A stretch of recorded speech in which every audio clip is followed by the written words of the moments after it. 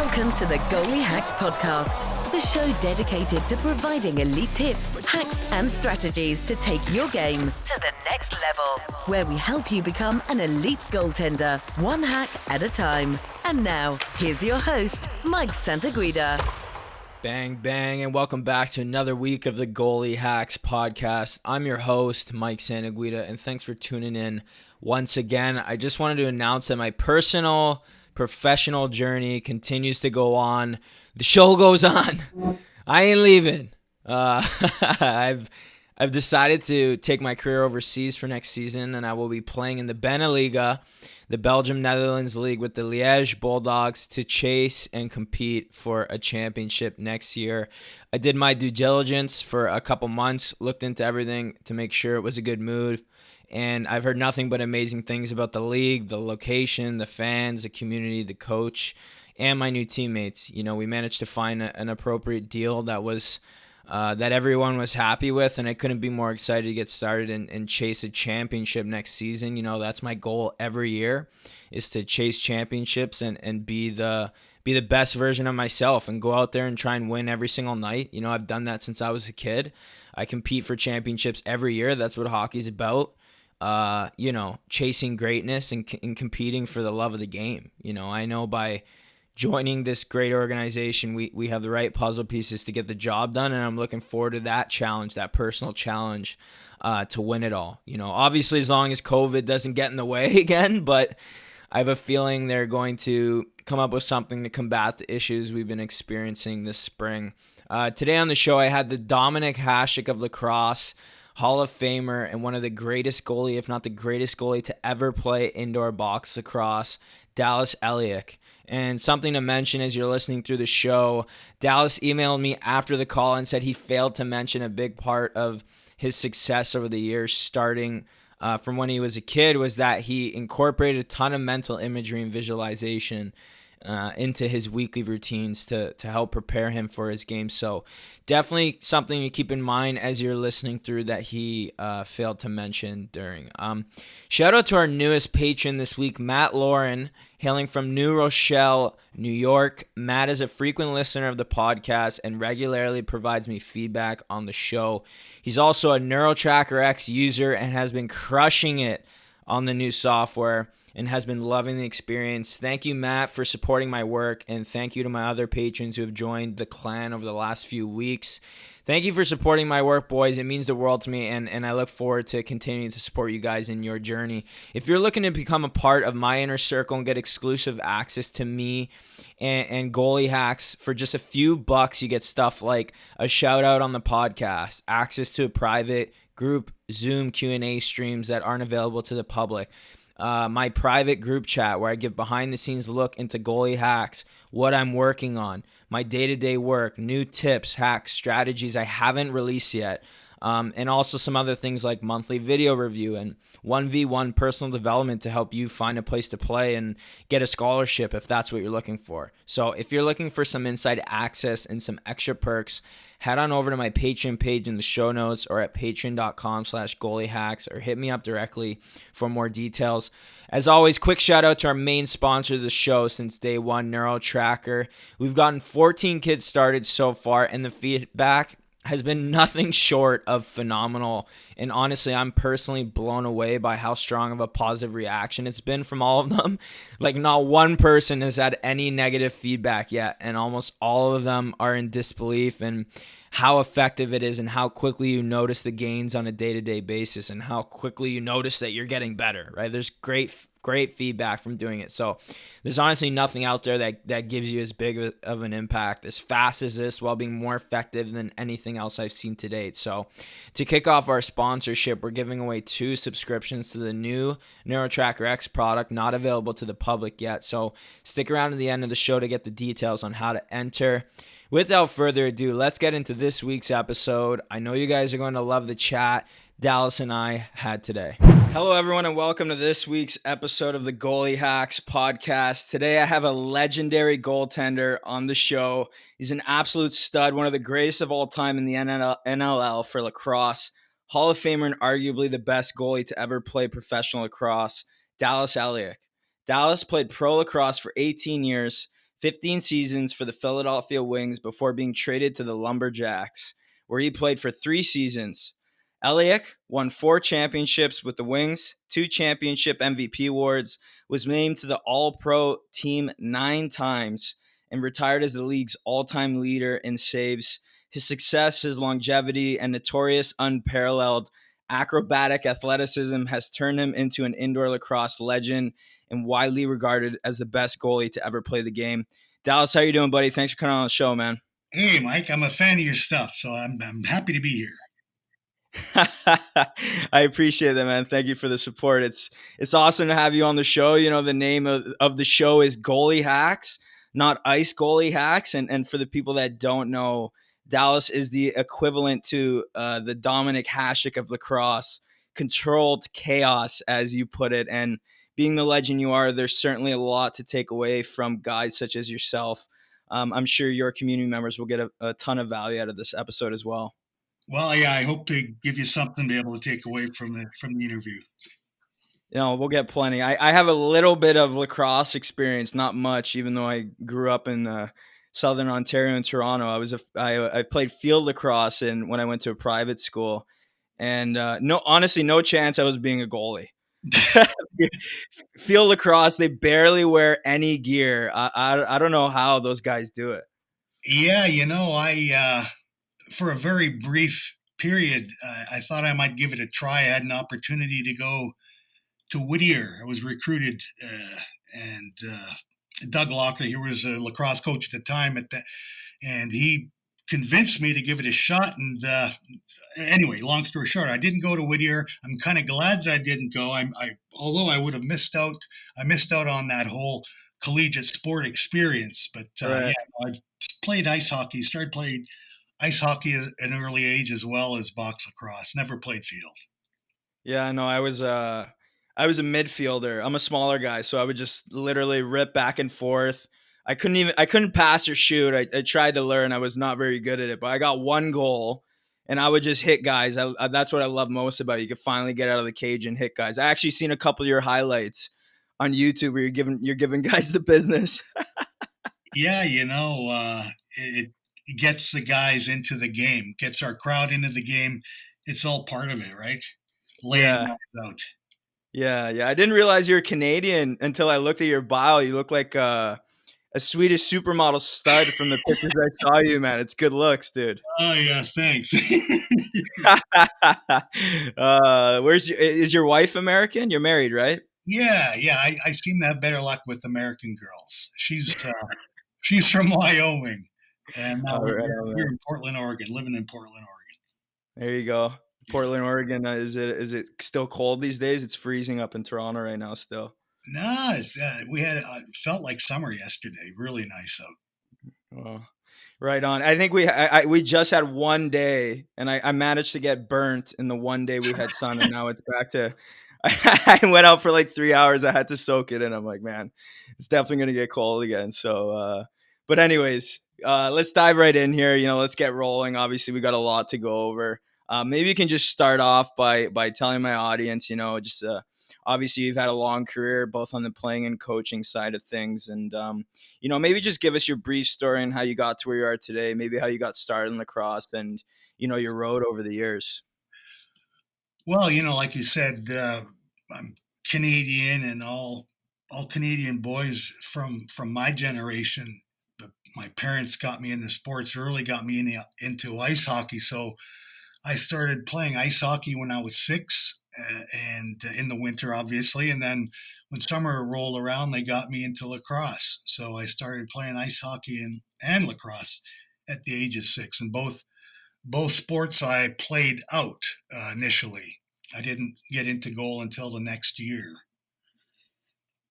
It was one of those stories where the goalies, at that age, I don't know what it's like now. I don't think you have backup goalies, but at that time we didn't. And the ice hockey goalie that I was playing for, he got injured, and we all went into the dressing room, and they were looking for someone to step in the net, put on the pads for the rest of the game. And I did that in ice hockey and did very well at it. And then the exact same thing happened in the summer. Our goalie was injured, and I volunteered and stepped in the goal and never left after that. Hmm. So is that sort of that moment for you where you knew you wanted to be a lacrosse goalie forever?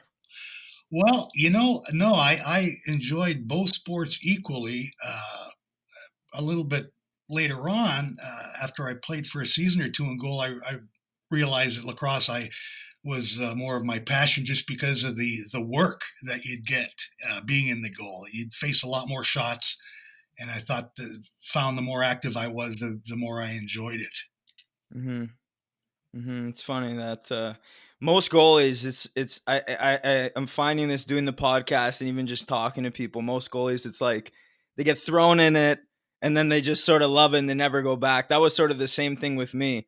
But I have this conversation a lot with guys, and I had somebody on the show. His name's Dr. Leonard Zykowski, and he's basically the father of sports psychology in North America.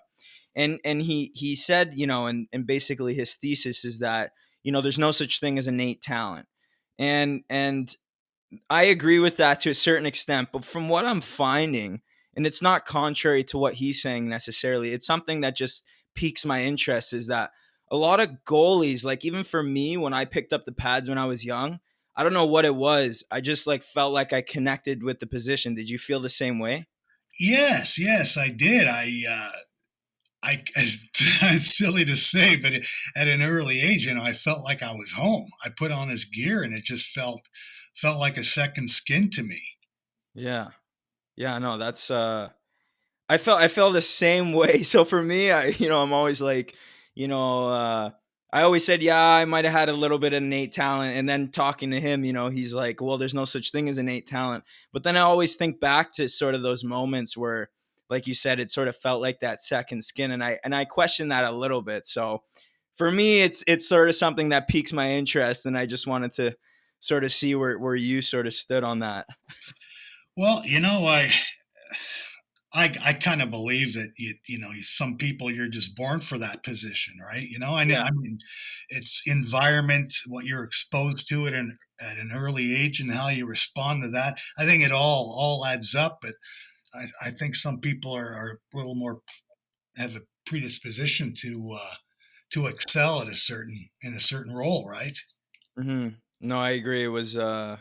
I felt pretty good as a player when I was young, and then all of a sudden I got in the net, and it was just, and the control that you have as a goalie. I think that's what I loved about it. The fact that one, you could play often, you didn't have to go off for shifts and stuff like that. But it was very, just in hindsight, I know what I felt back then now.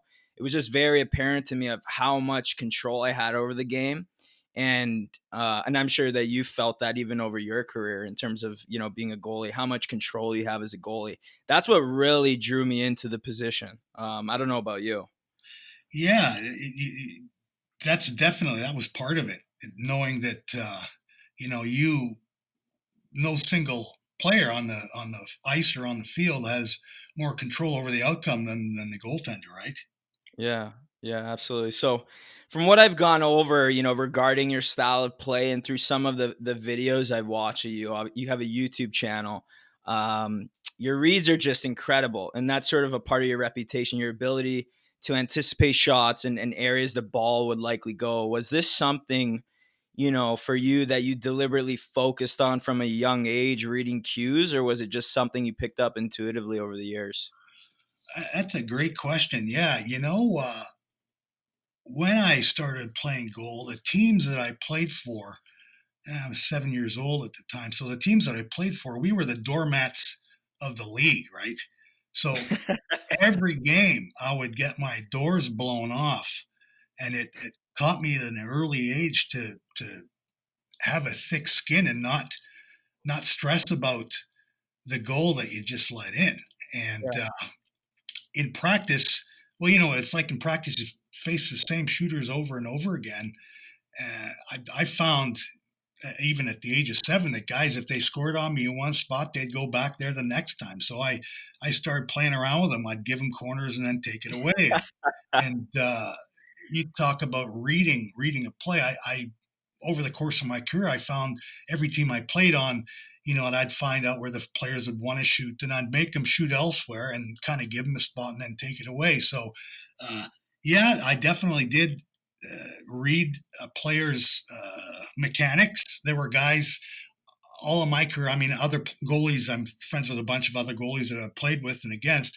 They'd tell me they'd look at shooters' eyes or they'd see the number and they know he'd shoot there. I never did that. I looked at their body language and their positioning, and I knew who it was, and I knew where they were going to shoot. So obviously knowing the shooters helped me an awful lot. I would say having a book on shooters is great, and then giving them a corner and maybe taking it away when the game is on the line was something I used to do.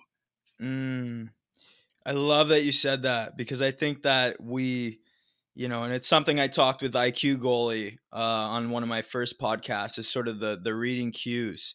And, obviously goaltending is a very reactive position, but when you get to those high levels, it's all about, putting the game in your hands, controlling the game a bit. And I love that you said that you sort of give guys space. You sort of know what you look like from a bird's eye view, from his view. You give him what you want and then you take it away. That was sort of something I did with my glove hand growing up. And sort of instead of holding it out to the side, I would actually hold it in front of me a lot more. And it sort of gave the illusion that you could score on me glove side. But because of trajectory physics kind of thing, because my hand was out further, it was very easy for me to just bring it to the side and sort of make those saves. How exactly did you deliberately work on that in practice, for any goalie in any sport? What do you recommend doing to achieve what you did in lacrosse? Well, obviously, you don't want to base your career on giving and taking away. You want to play a guy square up. Yeah. What I found that in clutch moments, or in a big game, you learn all the shooters, all the guys you're facing. You watch video. Video is the best thing I can recommend for anybody. Watch your opponent, learn their moves inside and out, so you know what their bread and butter is. Yeah. You just, when that breakaway, if it's a penalty shot at that time, you know what shot they want to take. You can give them that area and know that you're going to take it away. What I did growing up is I would just give shooters parts of the net that they weren't comfortable shooting at and making them shoot there. And then I would try taking it away. And in practice, I would do this from all areas on the floor in front of me. So if I had a lefty right in front of the goal, I'd give him my whole right side to make him take it. Then I'd take it away. It was a little bit spotty. I wouldn't do it all the time because I didn't want that to be the book shooters would have on me. Yeah, for sure. You have to sort of change it up a little bit, right? It's almost like you're playing mind games with them a little bit. You would practice that in practice with your own guys, right? Yeah. And fast forwarding a bit, I found in games that I struggled with, I wasn't playing my game. I was trying to be neutral, and just playing positional and trying to make them beat me. I had to play my game to be successful. Yeah. You got to play to your identity. It's exactly.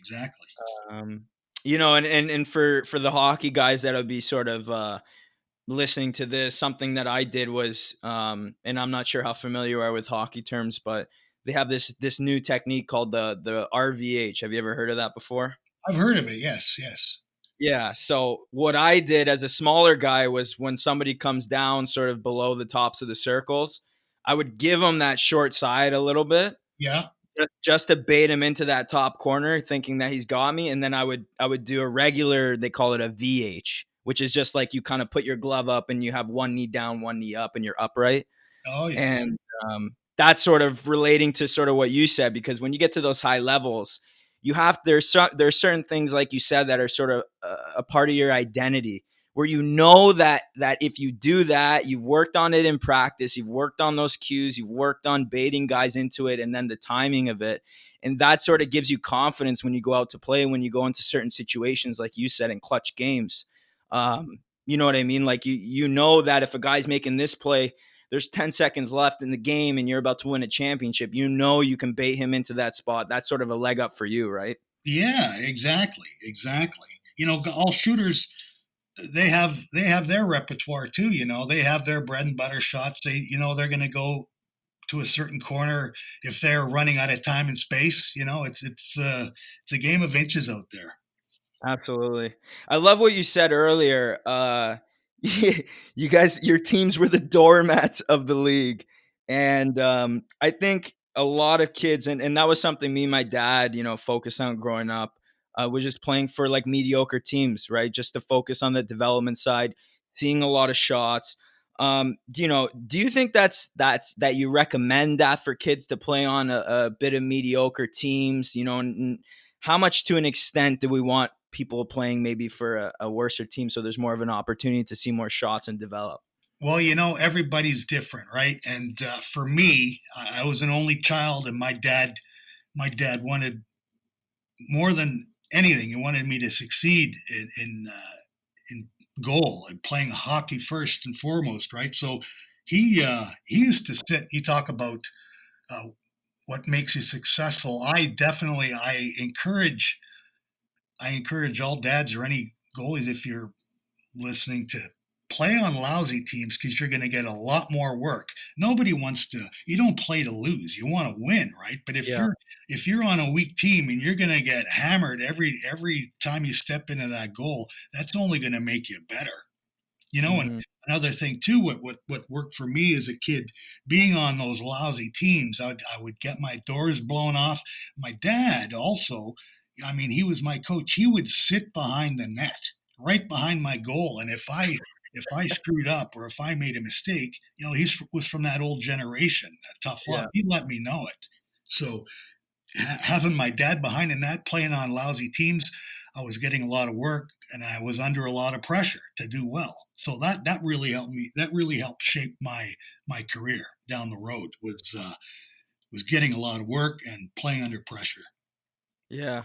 And for maybe some parents that are listening to it, maybe you can give some advice in terms of, obviously that's sort of a generational thing, the tough love, but as parents, I think everybody wants to push their kids, as much as they can. But where's sort of that fine line, you think, with parents in terms of letting them go out there and do their own thing versus, you taking control and trying to live vicariously through your children? Well, this is a great topic because for my dad, he wanted me to be a hockey goalie, and Yeah. I enjoyed I enjoyed both sports equally. And I'm not saying that I would have been an NHLer by any stretch, because there were so many more kids playing ice hockey than box lacrosse. But Right. there was a point in my career where it was about getting up before school, going to the rink at 4 in the morning before having to go to school, and all the this force feeding me. Saturday night's hockey night in Canada. And as a preteen, I wanted to do stuff on Saturday night. I didn't want to sit in front of the TV every weekend. I mean, I love Yeah. the sport, and I would have done that anyway. I would just say, you know, it's great to be there for the sport and give them some guidance, but you don't want to ever force feed them into anything, Hmm. or they'll Hmm. resent it. Yeah, When for I sure. hung I up, think. Yeah. sorry, Sorry. Go ahead. No. No. You go ahead. I was going to say when I played to junior A tier two in Canada, and I knew before my last year of even playing hockey that I wasn't going to do it because I didn't like going to the arenas 4 in the morning before having to go to high school. And I mean, to this day, when I walk into an ice rink, there's a local mall here that has an ice rink. I can't stand the smell of the ice. You got PTSD, eh? Yeah, yeah. So I mean, it's great. I think it's great to encourage your kids, and obviously you want to help them out and help them grow in the position, but you don't want to ever force them into something they don't want to do. Yeah, and just to sort of touch on that, I think that when I was my dad was pretty hard on me too growing up, and just from that same thing, my grandfather sort of that generation of tough love, and he let me know too. And then it was a certain point when I turned like 12 or 13 where he just, after I played games, he wouldn't get mad at me anymore, and sort of what all we would do is after the game, win or loss, we would say, okay, what did you think of the goals? And then he'd be like, well, what could you have done to stop them? And that was it. We'd talk about it for 20 minutes and then we'd flush it. And he did a good job of removing himself from the equation, and it put me in the driver's seat. And he said, if you want this, this is for you. You need to want it. And that was the best thing that he ever did for me, because from that day on, I stopped looking in the stands. I stopped thinking about him all the time, and I was doing it for me. And I don't know, maybe if there was a point in your career where your relationship with your dad changed at all. Yeah, I guess when he knew that I wasn't going to be an NHLer, he kind of backed off a little bit. That's all right, man. Well, I mean, you were super standoutish at a young age, and all throughout your years in junior in British Columbia. Two-time Junior A first team All Star, Goalie of the Year award, and top graduate award. What do you think contributed to so much of your success during your years playing junior lax? Well, when I don't mean to repeat myself, but again, when I played on these teams in my youth, minor lacrosse, they were all lousy teams. So I mean, I was used to getting volume, used to facing a lot of shots, used to being under pressure. So when I get to the junior ranks, the team that recruited me, they were a decent team. So all of a sudden, I go from being, the linchpin to actually having some support in front of me. Right. So that's probably what helped me excel was being on a team and having some support in front of me. Yeah. So basically, sort of piecing together what you're saying, and from my own understanding too, having played on some weaker teams throughout the years, I think the biggest thing you learn uh, playing on weak teams is just finding ways to win, right? Being the guy who gets the job done, finding a way, no matter what sort of the stakes are. Was that sort of the same with you? You would say? Yeah, man, you just hit the nail on the head when you said that. You realize that you can make a difference, and you dig down deeper than you knew possible, and you find ways to win. I remember one moment we were playing against the first place team, and there was no way in the world you'd think we'd beat them, and I think we beat them 3-2, and I made over 60 some saves in that game, and I made it happen, right? So Yeah. when I got to Yeah. junior, having the help in front of me, I had a really good coach. He introduced me to sports psychology. I mean, at that time, at that time, that was years in advance. Right now, Yeah. No kidding. yeah, now kids know all about that. But I had a coach David Kutnikoff was his name, and he was I think a basketball coach at Simon Fraser University, and he worked with our junior team that year, and that really helped me an awful lot too.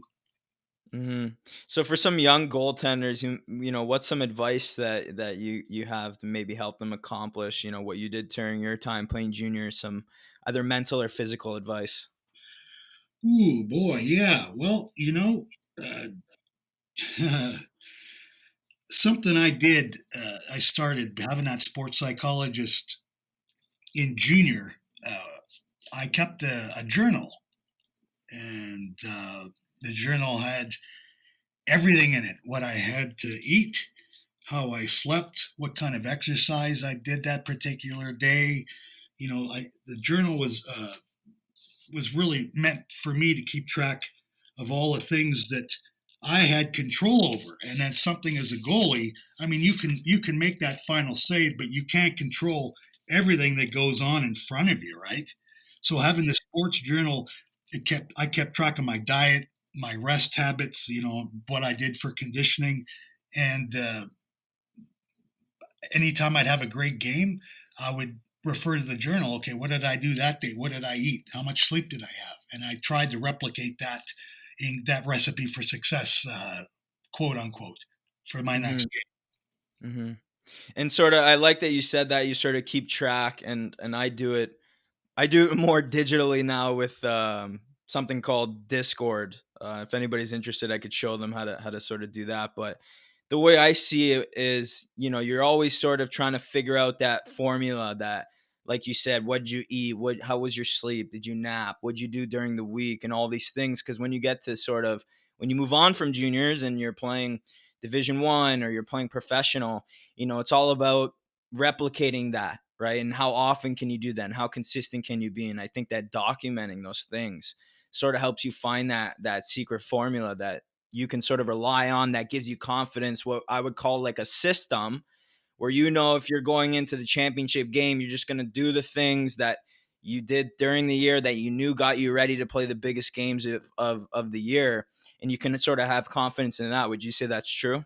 Yeah, that's exactly true. And the other thing too is that I wanted to mention too is what helped an awful lot too is you don't want to have distractions when you're playing goal. You know what goes on away from the rink.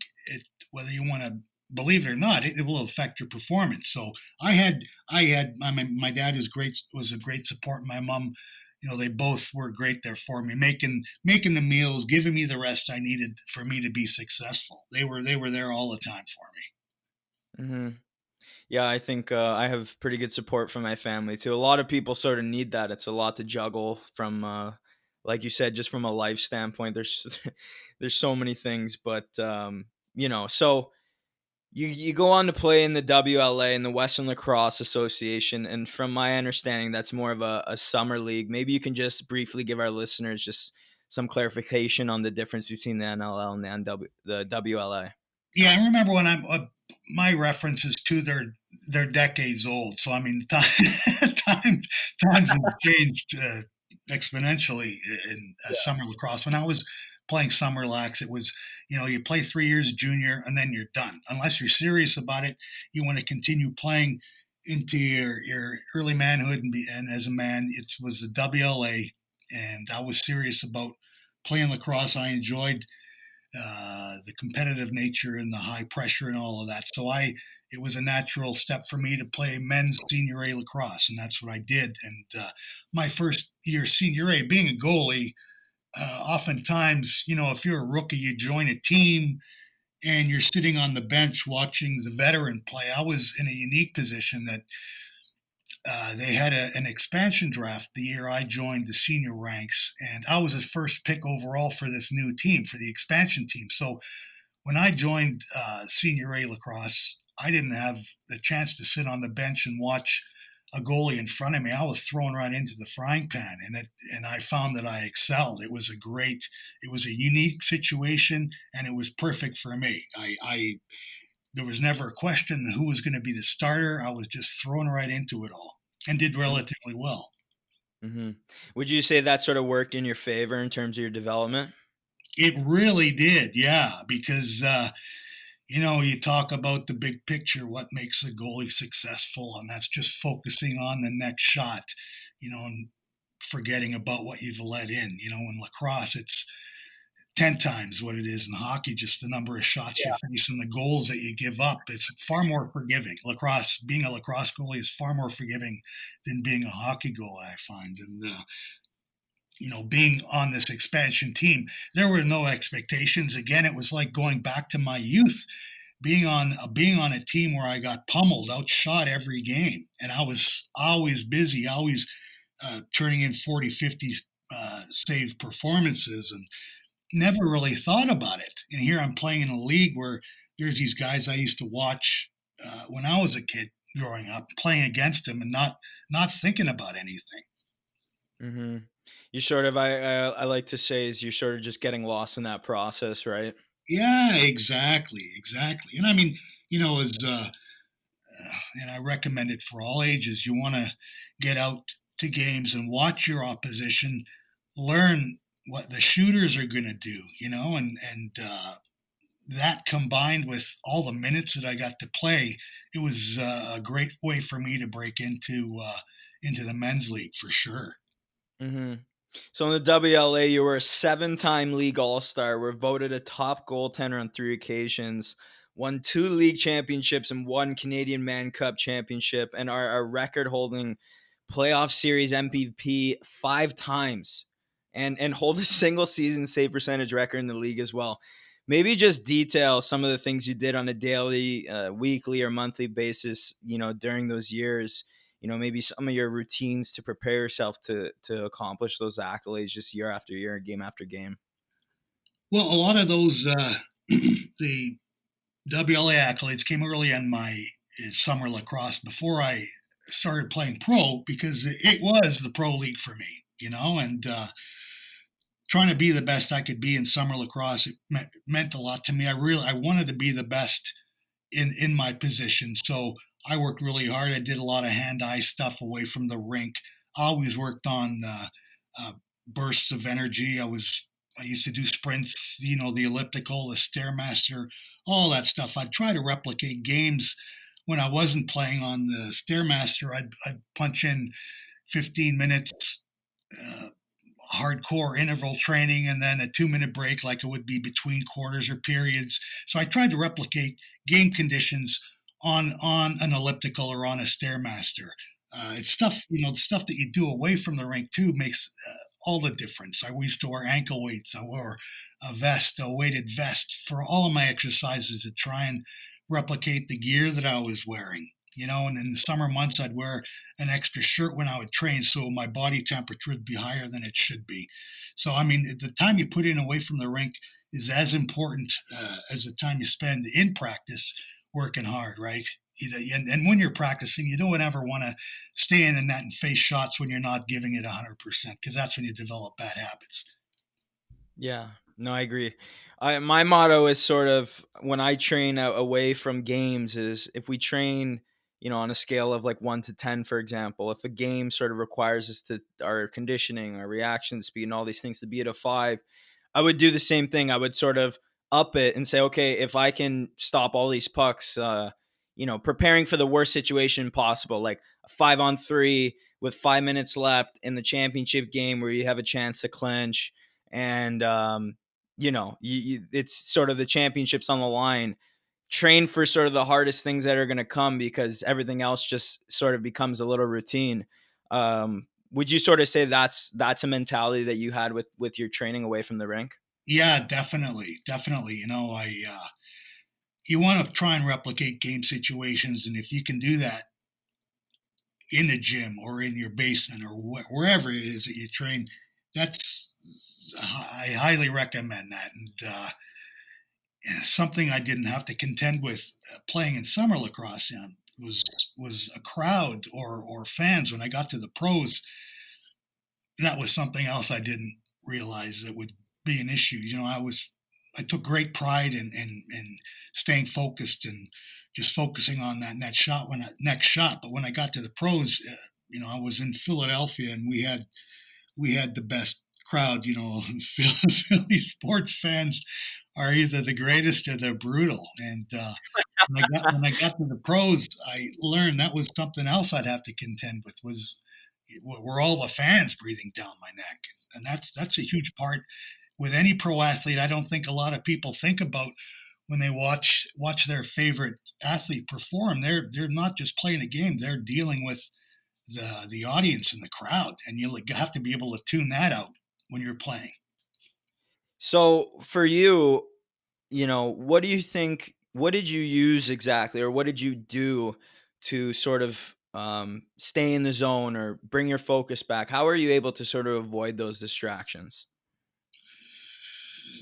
Oh boy! Well, again, hockey and lacrosse are two different sports, and with lacrosse, I'd be contending with the 30-second shot clock. So the opposition would have to get a shot on goal within 30 seconds, or it'd be a turnover. So I would just break the game down into 30-second shifts, and I would focus on the ball. I had keywords that you let that goal in, you want to reset or you wipe the slate.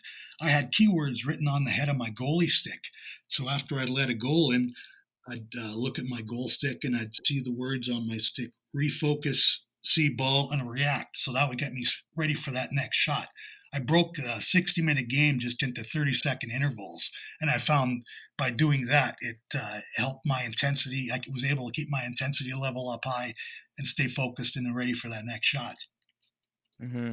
I love how you keep saying focusing on that next shot, just focus on that next shot, because that's something that's a part of my motto. And for kids, I always say it's sort of that next shot mentality. Whether you let in a goal or whether you make the best save of your life, you're sort of just a flatliner with your emotions, and all you're doing is sort of bringing your focus to that next shot. You're just worried about that next shot, and then all of a sudden the game's over and you made like 60 saves and you're like, oh man, I didn't even know. Cause it's the same thing. You're sort of just, you're right. You get, lost in the process, right?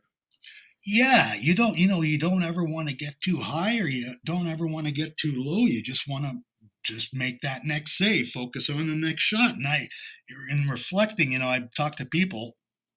They say, "Oh, you won all these championships," and I said, "But I lost a few too." And there were games that I choked, and the games that I choked were games that I thought about the outcome. Oh, I got to do this, I got to do that.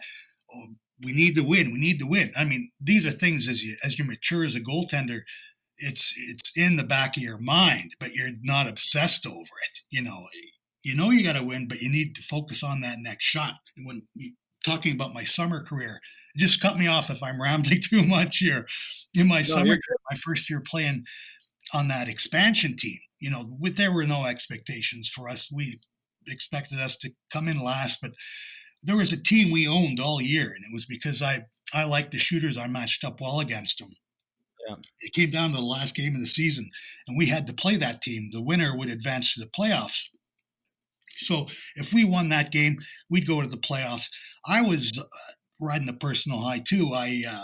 All I needed to do was get a 3-star award to win the 3-star awards, and at that time it meant a trip anywhere Air Canada flew and some cash.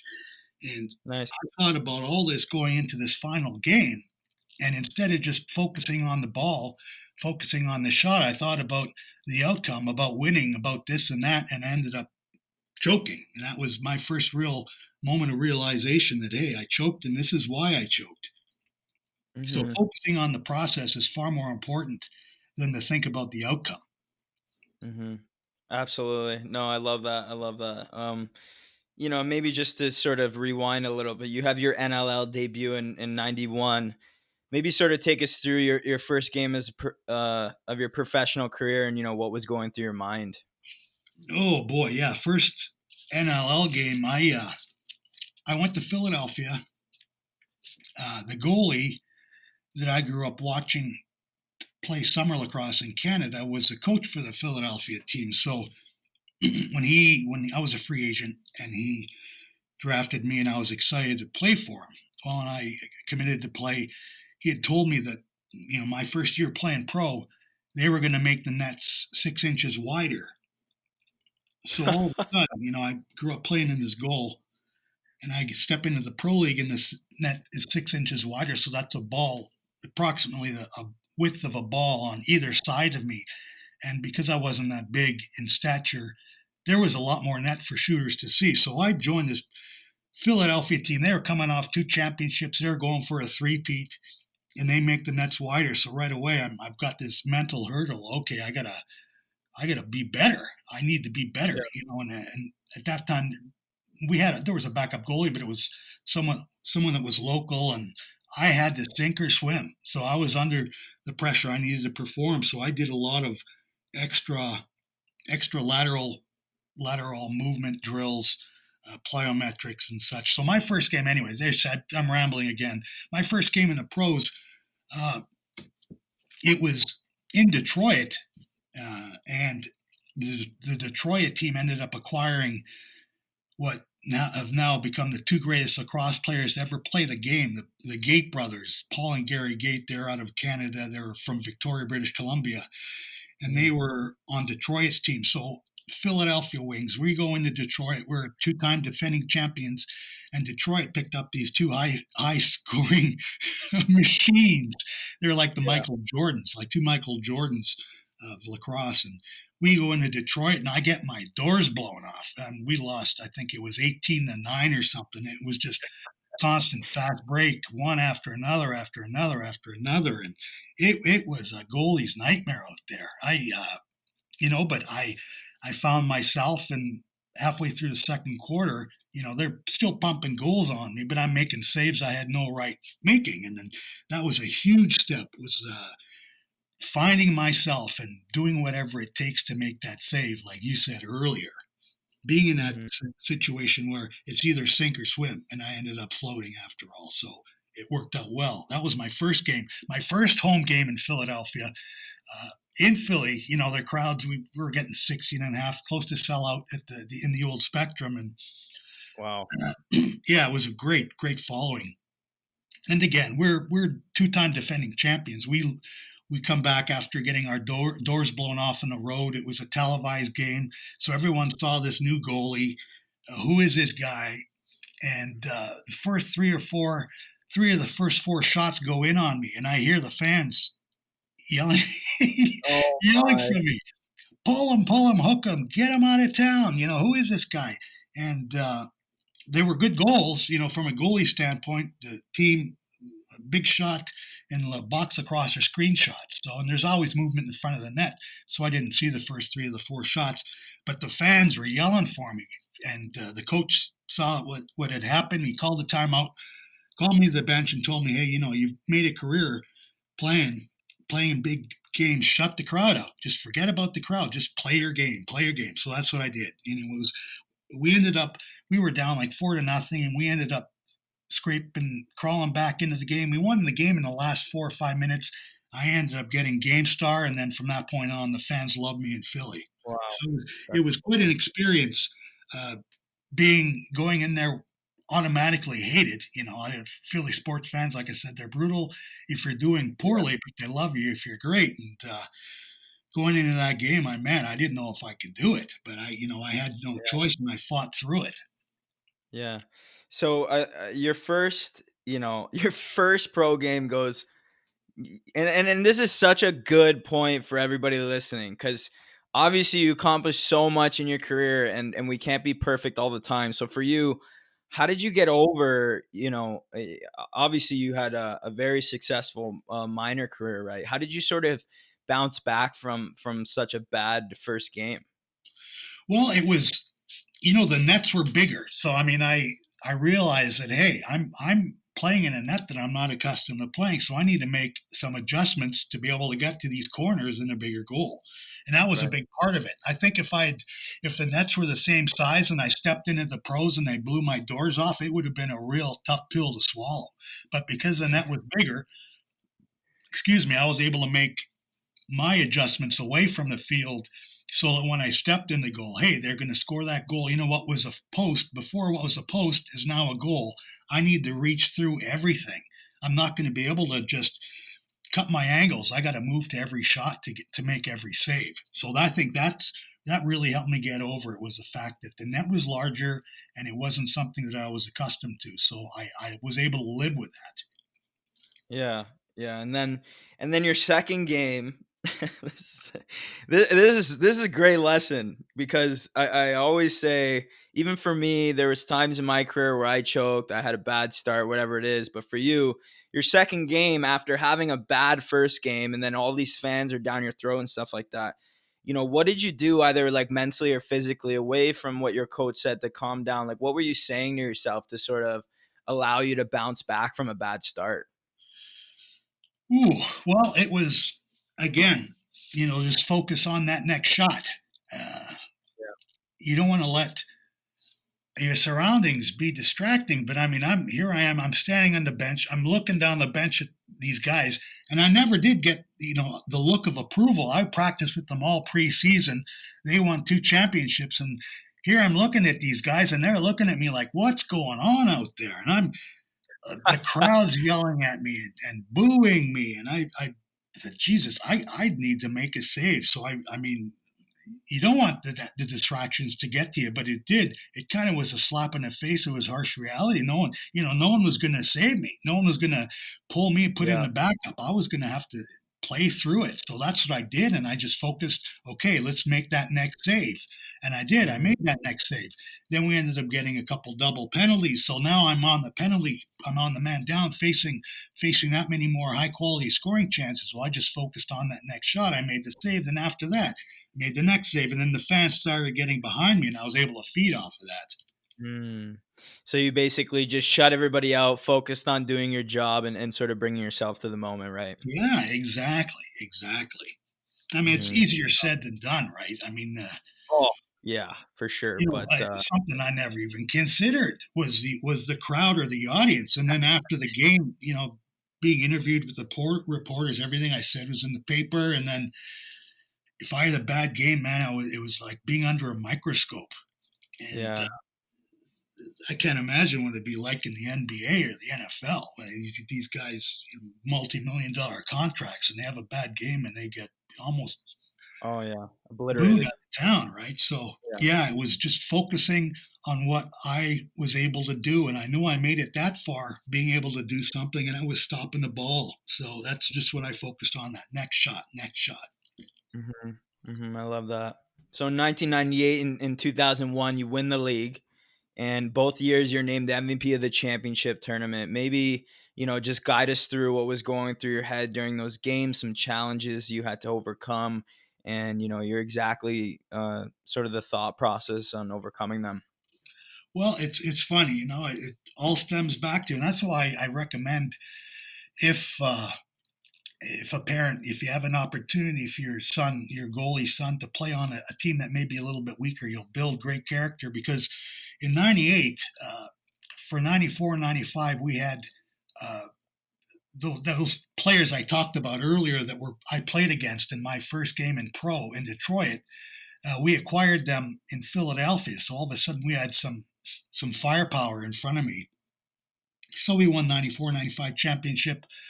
'98 rolls around, and we don't have that high-powered goal scorer. He gets traded to another team, and heading into the '98 season, the ownership, because I was a veteran at this point on the team, I was one of the franchise players, and they talked to me. We're looking at this as a rebuilding year. We've lost Gary Gate, our number one goal scorer.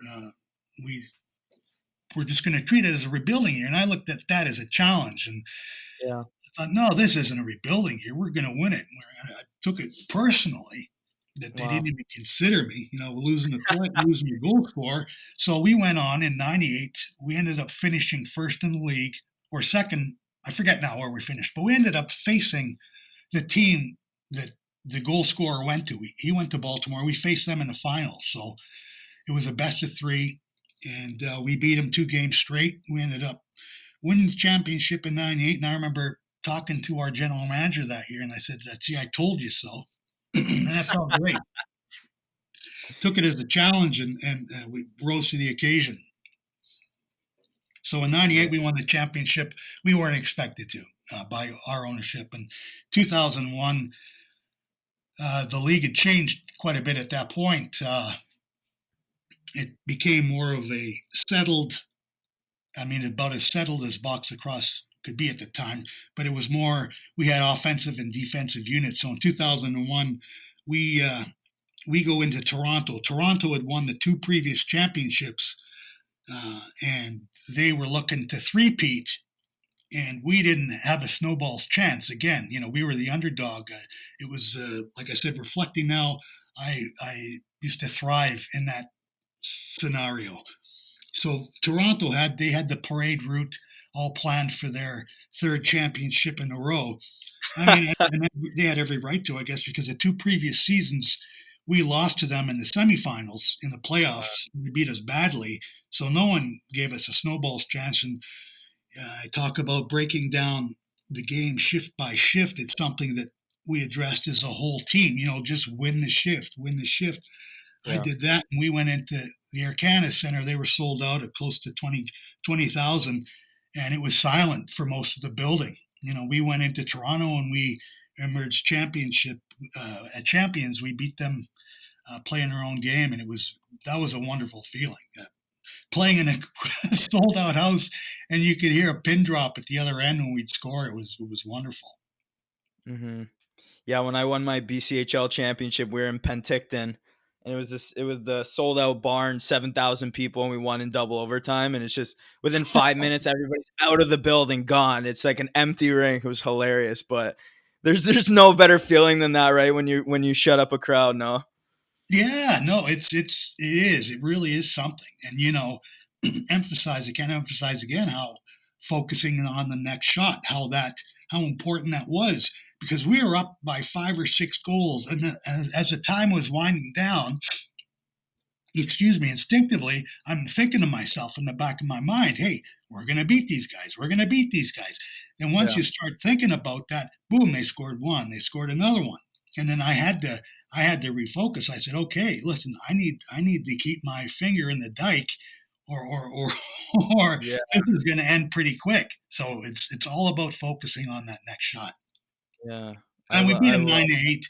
The score was not indicative of the play. We Yeah. controlled them the entire game, and they scored a goal in the last second or two to make it a 1-goal game. But we were ahead all the way, and it was by breaking the game down shift by shift, 30 seconds at a time. Hmm. Yeah, no, I love that mentality. It's a common theme that comes up amongst guys who've sort of won something. You know what I mean? It's sort of just embracing that process and being in the moment. But I saw that you made the finals 7 times, and obviously we managed to capture the title 4. But I think in general, just making the final 7 times is impressive. But I want to talk about maybe some of the failures you experience and some takeaways from them, because even for your guys such as yourself, and I alluded to it earlier, we all go through failures, and we all go through slow times, or times where we're almost, we almost got it done or came up a little bit short. So maybe looking back at those 3 times that you didn't capture a championship, if you could go back and change 1 or 2 things, what would that be? Yeah, that's a very good question. Probably, is when you head into a big game. It's easier said than done. You can't control as a goalie. All you can control are your actions. You can't control what goes on in front of you. You can't control your defenseman making a bad pass in the slot and it being picked off. You Yeah. can't control the pace of the game. You can't control the speed of the game. So in the games, I'm thinking back, going back, one of the games I got knocked out with a concussion, so Oh my. I couldn't do too much about that one. Yeah, I didn't know Yeah, that. the game after that, it was a game in Buffalo. We had lost the championship in '92 against Buffalo in Philly. That's the game I got knocked out. So in '93, we're in Buffalo again, in the old Buffalo Odd Great Arena. Man, they were on top of you, and it was a tooth and nail game, back and forth, back and forth. And we make a surge near the end, and I think we're up by a goal or two. And one of our guys takes a penalty, and instead of just focusing on what I had to do, when he got the penalty, it was like a knucklehead penalty, and I let Yeah. myself get distracted by it. Mhm. And because in lacrosse, you take a blink, you blink for a moment or two, and there's a goal or two that get past you. So I was distracted. I got distracted by what was going on in front of me and just didn't focus on my job at hand, and that was making the save. So I take that loss in '93. It was huge. We gave up. I gave up the game-winning goal on a power play, but it was a shot that was flashed. Our defender flashed the player's stick, so it kind of changed the trajectory. But we wouldn't have even been there if I'd stayed level-headed and didn't get emotional in this Right. game. And that So that that's happened what to you me. that's what you would say is, you got overly emotional for things that basically you couldn't control. Yeah, exactly. Here I Mhm. thought, when the tooth and nail game, back and forth, end to end, and I'm thinking, all of a sudden, I'm thinking, hey, we're going to win this. And then our guy took a penalty, and I was really upset about it. And I Mhm. should have just been worrying about myself and not what was going on in front of me. Mhm. And so maybe for some people, what's something you recommend that if they get a little too worked up, and I think that that happens to us. So for you, when you noticed you were getting a little too worked up, what was something that you said to yourself or did to sort of put you back and focus you back? Well, it's easy for me to reflect. I know what I did wrong looking back. At the time, I didn't, but later in my career, you talk about just being a robot, not trying to get emotional. There's, through different techniques, you can use your emotion to help with your focus. It can heighten your focus. So I guess learning how to refocus or take that emotional moment and put it into your game is Mhm. something to do. And I used to just do that by, again, my sports psychologist. I go back to my junior days. we just say, wipe the slate and focus on that next shot. So anytime I started getting too high or I get upset, I'd just wipe the slate, try and be neutral. I would make a Mm-hmm. conscious effort of it. I'd look at what I had written on my stick, and that would help me focus once again. Mm-hmm. Sort of what we would refer to as they call it anchoring techniques now. Right. But there you go. See? Yeah, exactly. It's exactly it. You just go back to what you're there to do, and that's face that next shot, make that next save, focus on the next shot. Mm-hmm. For sure. So maybe also you can touch on a dark time or maybe the lowest point in your career, what was happening at the time and, how did you feel and what was going through your head? Oh boy, that's a very good question. I played a long time, so Yeah. Yeah. when I got into my 40s, near the end of my career. My last year in Philadelphia, I we had a new coach, new turnover, and for the first time, I felt that playing was a job. Yeah. We had a coach that wanted us to have a shoot around the night before the game, and then early the morning of. And I found it was a struggle to play for a coach that wanted to change up my routine, Mm-hmm. so for the better of the team. So just to be, so I wasn't a prima donna. I went along with it, and I found that Yeah. after all these years of fine tuning my game, doing what I needed to do to be effective, I had a coach that was leading me down a different path. Mm-hmm. So uh, those were dark days. I requested a trade out of Philadelphia. My dad became sick that summer Mm-hmm. away from the rink, so I lost my mom years before. I wasn't home, and I had heard they were going to put a couple of new teams in the league. Portland being one of the locations, and a buddy of mine was a GM in the league, and he said, "You get out of Philly, go to one of these franchises, and you'll have a rejuvenated career." So I requested a trade out of Philly. I would have loved to have finished my career there, but just that coach was going to make things difficult for me. So I Yeah. requested a trade, became part of a expansion team in Portland. Our first year, we went on to win our division, and we hosted a playoff game, and we fell short in the playoffs. Uh, that was kind of a low too, because in previous opportunities or incarnations, we get through that first round playoff game. That also too, that year, those teams in Portland, we had a coach that was very like a drill sergeant, and he had his way of doing things. And once again, that was things that he wanted to do to be successful on the field as a team were not things that were personally good for my recipe, because I was an old guy and set in Mm-hmm. my ways. I wanted to do things my way. I didn't want to practice till 11 or 11:30 at night before a game and then get up the next morning at 6 and be on the field at 7. You know what I mean? Yeah. No, So for sure. those were low times for me, trying to play for coaches that and let's face it, coaches, they're bigger than the team, but what person has a more important role than a coach is a goalie, Yeah. right? A Yeah. coach isn't going to win a game for you. A goalie can. So Mm-hmm. I found the end of my career, it was a struggle playing on a team that I knew I wasn't, I wasn't set to finish my career playing the way I wanted to play. Mm-hmm. He had systems. They had systems, and his system was for more of a angle type of goalie. And for me, I was always a reaction, reflex Yeah. goalie, and it was yeah. To say dark, that's a good way to describe it for sure. Mm-hmm. Mm-hmm.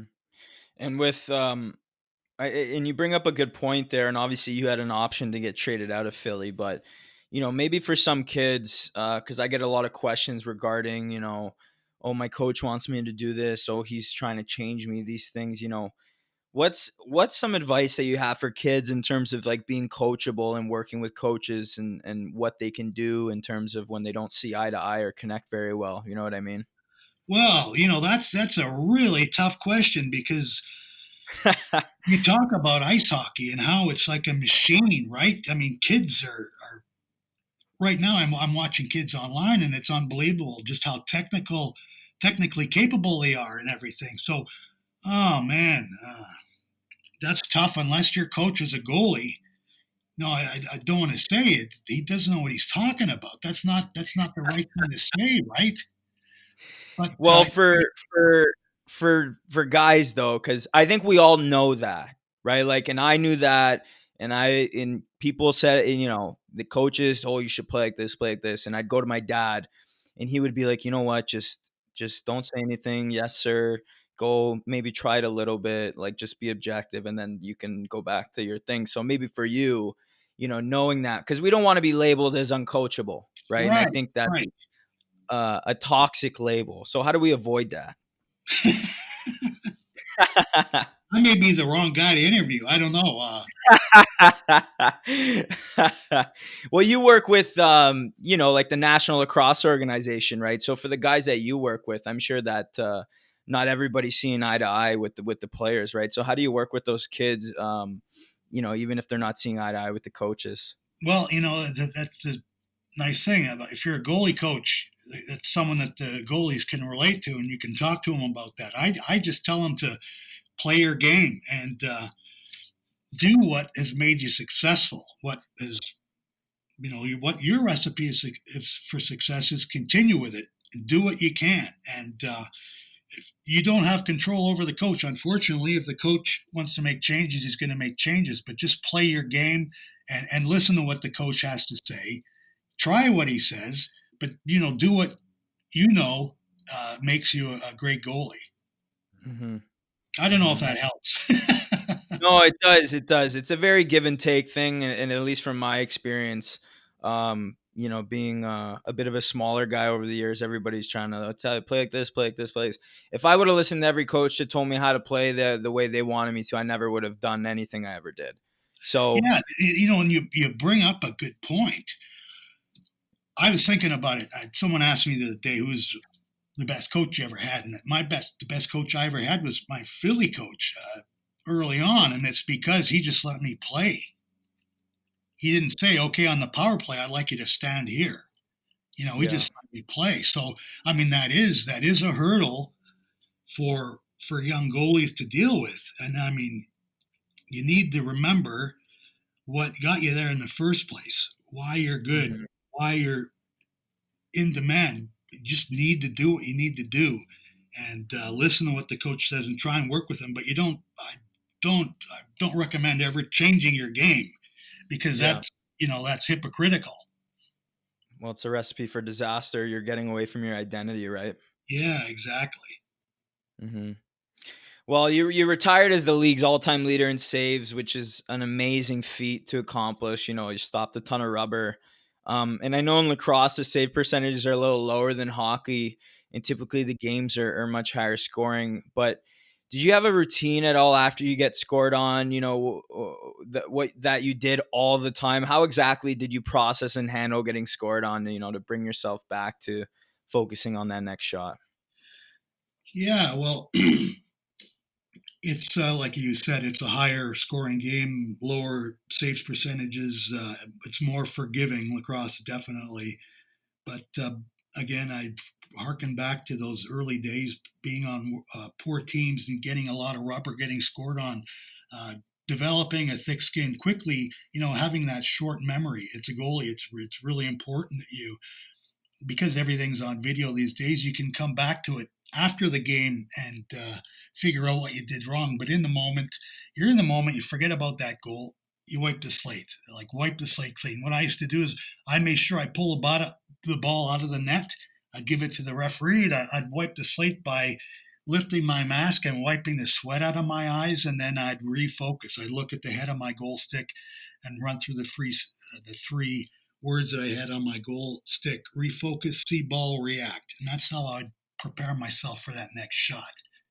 Mm-hmm. And how Regardless, can people? Yeah, sorry. Yeah, regardless of in lacrosse, you can get scored on, then the team can come right back off that next face-off and score another goal, and it's a game of runs, and it used to happen, and it does happen no matter what. You just have to forget about you have to have a very short memory. Say, forget about that previous goal and just build off a save. Mm-hmm. And for people, trying to develop a thick skin, how exactly do you think that people can maybe go out and work on that a little bit more? Well, I'm I'm a huge fan of video, and I'd say put a camera up behind your net and watch yourself play. Give yourself goals, like you said earlier. You're in the last minute. Maybe at practice, it's the last minute of a championship game. Next goal wins. If you give up the goal, you're going home a loser. Put yourself into those situations in your own mind. Don't give up that shot in practice. Try to make every save that you can in practice. If you give up that goal, the game's over. You want to be in those. You want to run through the dry runs, the rehearsals in practice. So when you get into the game, it's just second nature for you. Putting pressure on yourself as often as you can in practice and fighting through it is a good thing to do. Mm-hmm. I agree. Some kids I speak with, I think that they can fall into a trap of maybe putting too much pressure on themselves or getting too upset. Because I'm the same way as you. Not everybody's like that, where they believe like you should try to stop every shot in practice, treat practice like a game.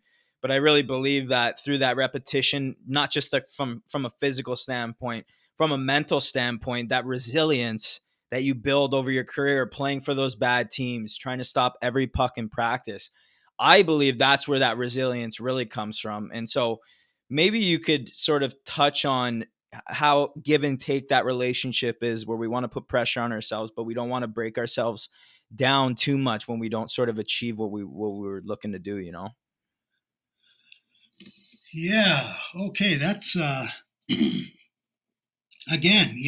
I can't help but stress the importance of having a short memory. You work as hard as you can.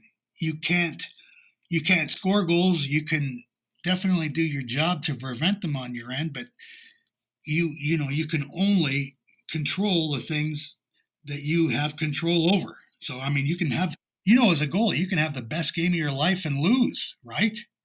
It's not always about winning. So it's about just doing your job and having the best control that you can over the things that you can control.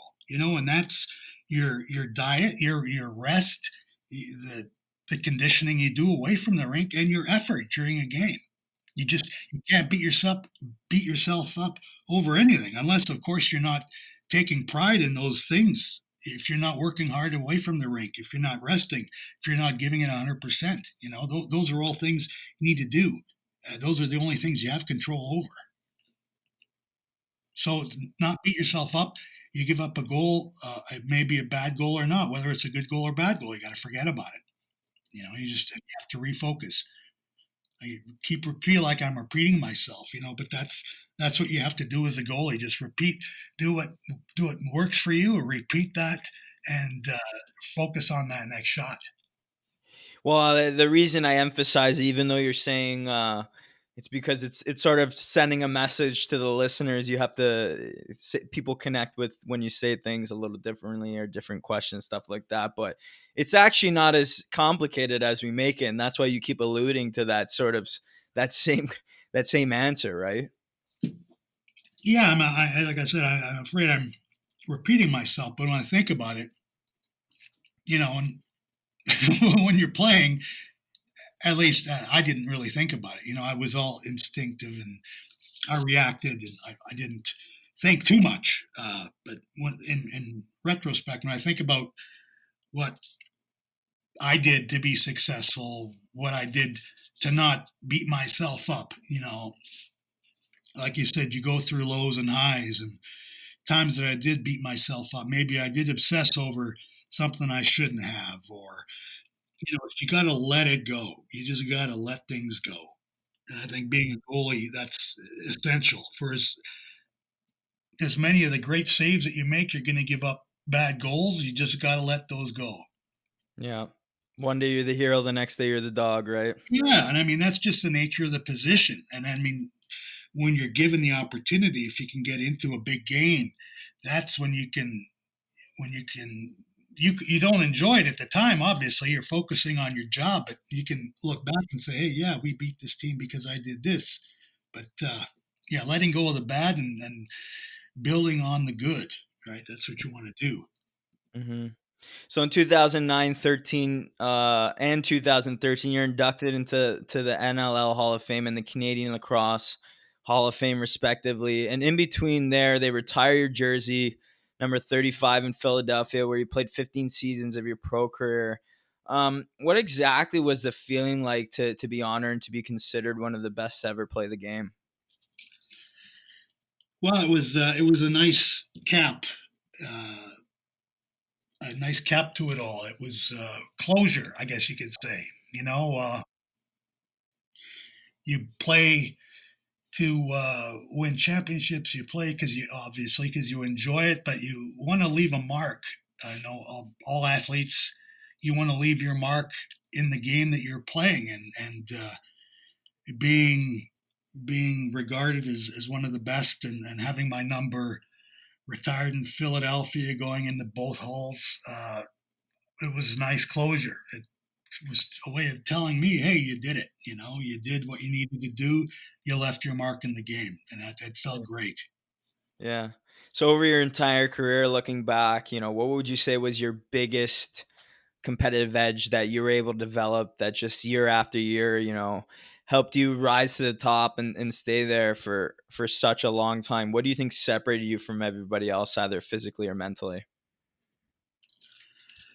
Oh boy, yeah. Well, everybody's story is different, and For sure.